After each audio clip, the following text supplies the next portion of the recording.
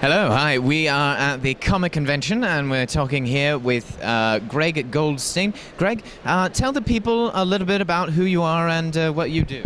I'm the Chief Operating Officer of IDW Publishing based here in San Diego, and I run the day-to-day operations of our publishing company.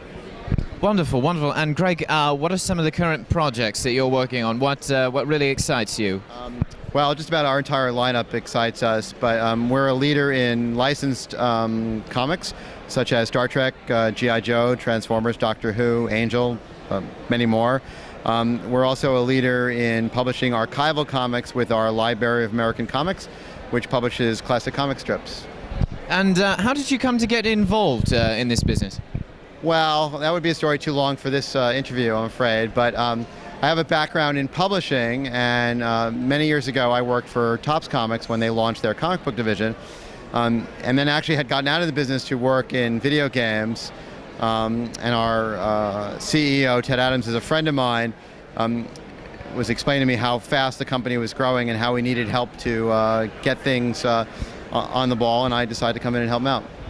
Wonderful, wonderful. Now, sort of in keeping with the season, the comic convention, we're going to ask you a few questions about heroes. And the first one is this: what is your definition of a hero, Greg? You know, I think my quick definition of a hero is someone who performs, for lack of a better word, noble acts unselfishly, and not because they want to gain something for themselves, but because they really want to help somebody else.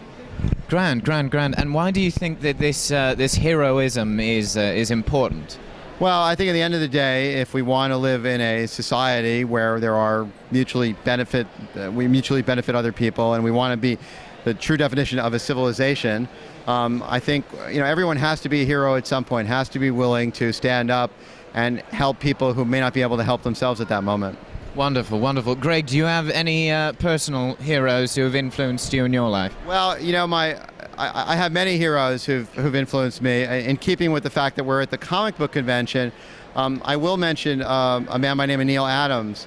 Neil is a well-known comic book artist, and I think sometimes what's forgotten about him is that in the 1970s, Neil was one of the most vocal people talking about creators' rights. And obviously Neil would benefit himself from anything that had to do with creators having more rights and more control over their properties. But clearly he was doing it to help a lot of the old-timers who had been exploited by the older comic book publishers and hadn't really received their what they were due. So Neil comes to mind because we are at comic book convention, and I just saw him a few minutes ago. Grand.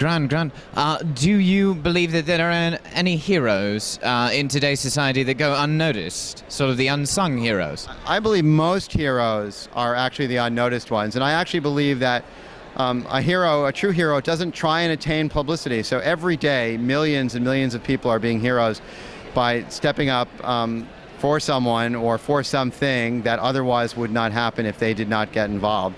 I think the heroes we read and hear about are the small minority that have done something that garner a lot of media attention. But again, there are just millions that we never hear about, from the policemen and the teachers and just everyday people. All right. Very important words. We've been talking with Greg Goldstein. Thank you very much for speaking with us, Greg. My pleasure. Thanks.